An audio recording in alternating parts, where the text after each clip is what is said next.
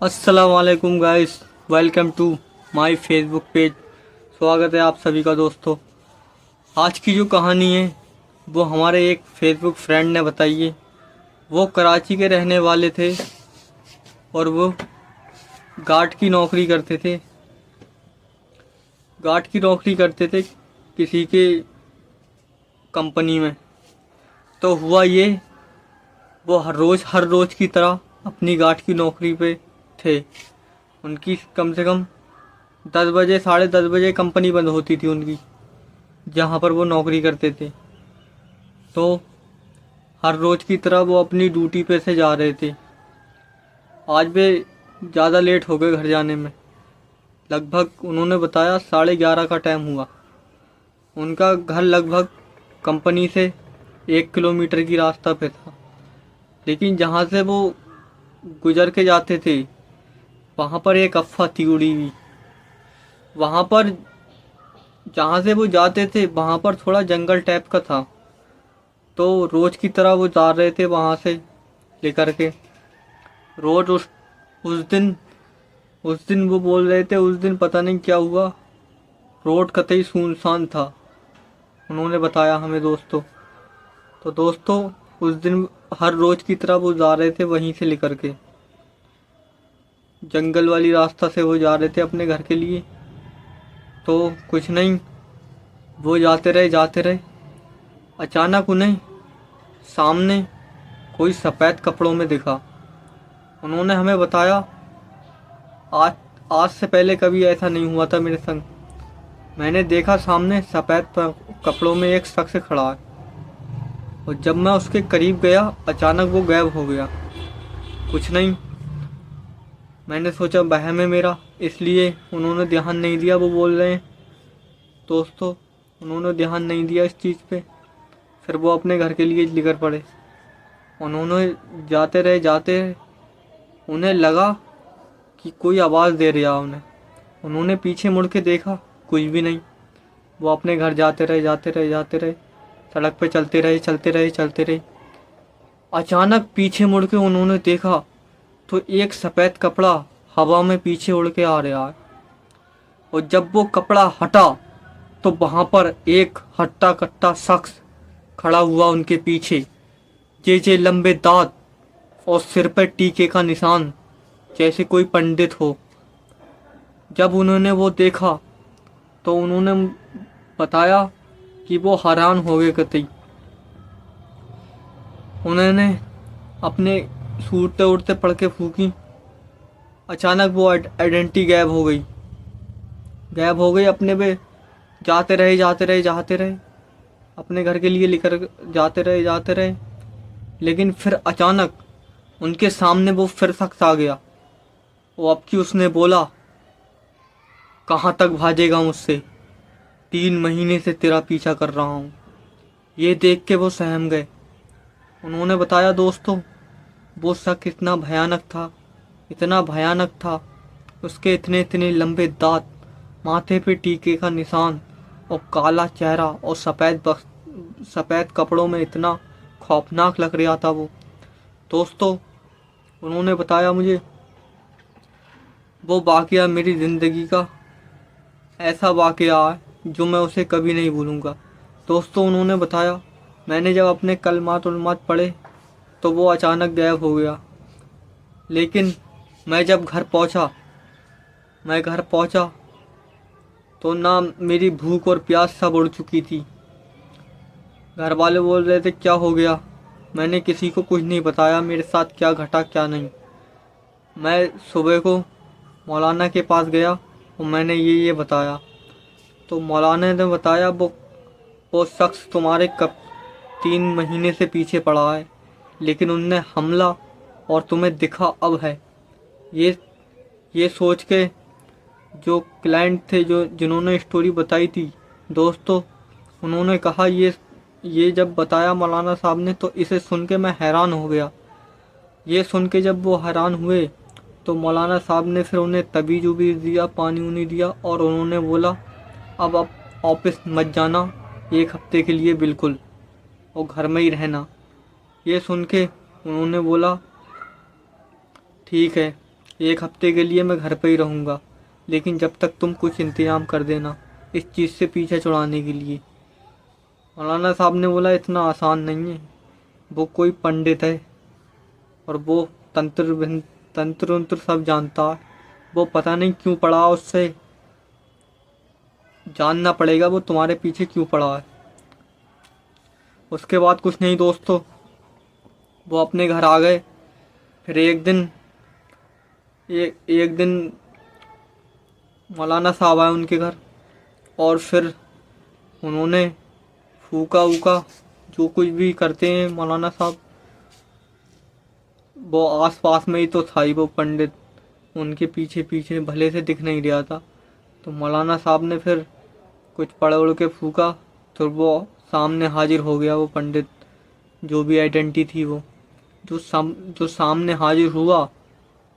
मौलाना साहब देख के बड़ा खौफनाक था वो, जो जिसको पहले दिख चुका था वो डर गया उसे देख के।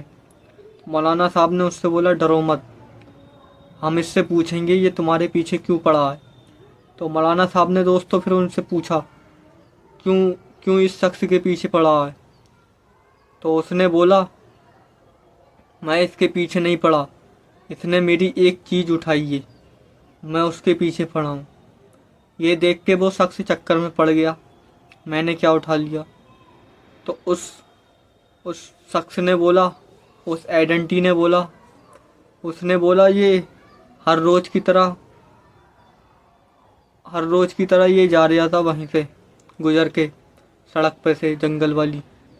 तो उसे उस दिन लाल कपड़ा मिला था पुटरिया में बना हुआ, उसमें एक चमकीला मोती था जो मैं कब से ढूंढ रहा हूँ। ये सोच के मौलाना साहब हैरान हो गए, वो भी शख्स हैरान हो गया। उस शख्स ने बोला उस जो पोटली में उसमें मोती जो है, उसमें कई कई जानवरों का खून है उसमें, और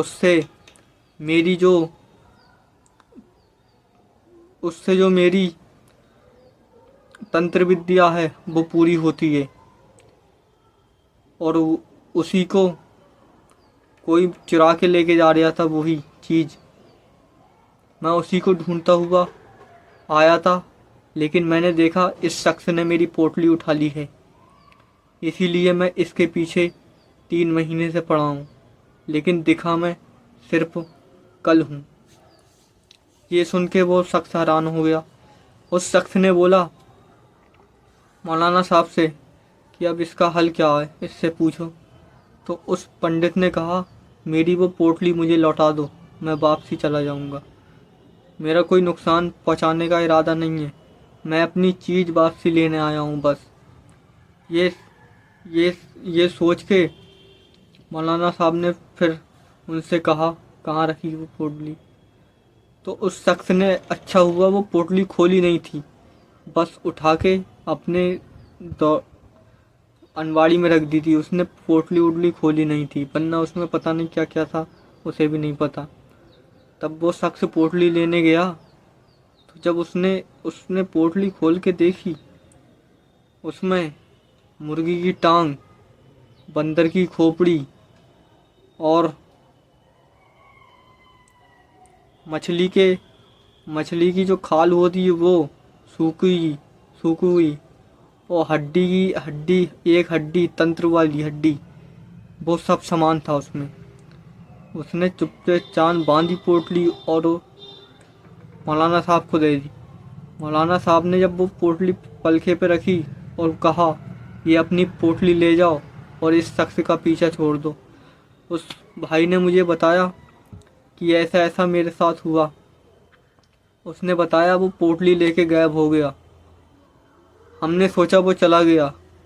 मौलाना साहब अपने घर चले गए, और जब मैं रात में लेटा तो मेरे ख्वाब में वो आया, तंत्र विद्या करता हुआ ख्वाब में आया, और उसने मुझसे बोला मुझे अब तेरा खून चाहिए। ये सोच के वो शख्स हैरान हो गया। उस शख्स ने बताया भाई ने, दोस्तों, उसने जब ये बात कही तो मैं पूरी रात नहीं सोया। फिर दूसरी सुबह को दु- सुबह को उनने दूसरे मौलाना साहब को बुलाया, बड़े जो पहुँचे हुए थे। तो उन्होंने बताया उसको तंत्र विद्या के लिए इंसान का खून चाहिए, इसीलिए अब वो किसी और के पीछे जा नहीं सकता, इसीलिए वो तुझे टारगेट बना रहा है, क्योंकि तूने उसकी पोटली भी ली थी। ये सुन के वो शख्स हैरान हो गया दोस्तों। फिर कुछ नहीं, मौलाना साहब ने अपने तबीज उबीज दिया उस शख्स को, वो पानी दिया पड़ा हुआ, और उसने बोला 2-4 दिन के बाद मैं इसका इंतज़ाम करूँगा। कुछ नहीं, फिर 2-4 दिन के बाद जब मौलाना साहब आए, उस भाई ने मुझसे बोला ये बहुत खौफनाक था मेरे लिए। उस भाई ने बोला फेसबुक पे मुझसे बात, दोस्त ने, कराची वाले दोस्त ने मुझसे बोला ये एक बड़ा खौफनाक वाक़या था। और जब उस मौलाना साहब आए 2-4 दिन के बाद, तो वे पड़ा हुआ पानी छिड़काव मारने के लिए, और उन्होंने जो कुछ भी करना था करा, और उस शख्स को बुला के उसके ऊपर पानी का छिड़काव करके उसे कैद कर दिया या जला दिया, पता नहीं। लेकिन उसके बाद मुझे कभी भी वो शख्स नज़र नहीं आया, और ना कभी आया। तो दोस्तों, ये कराची वाले भाई ने जो हमें स्टोरी जो बताई थी, हमने आपको बता दी। तो अगर स्टोरी पसंद आई हो तो फेसबुक पेज को फॉलो कर लो, और जो भी अगर गलतियां हुई हों बोलने में तो माफ़ करना। अब नए नए हैं ना, पुराने हो जाएंगे तो सब सीख जाएंगे। तो ये हमारे जो कराची का जो भाई था, उसने बताया जो कुछ भी उसके ऊपर बीता, ऐसा किसी के ऊपर भी ना बीते भाई। और जो कहानी का मुद्दा जो हमारा होता है, उससे कुछ सीखने का होता है। तो अगर दोस्तों तुम्हें ये कहानी ज़रा सी भी पसंद आई हो तो फेसबुक पेज को फॉलो कर लो, और वीडियो को कर दो लाइक।